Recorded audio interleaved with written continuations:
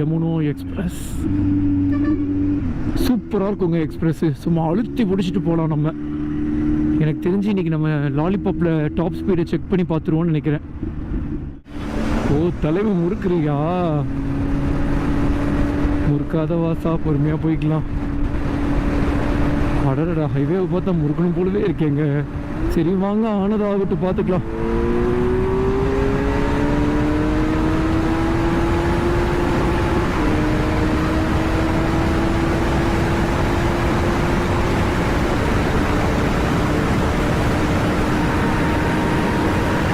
வண்டி ஆடுது.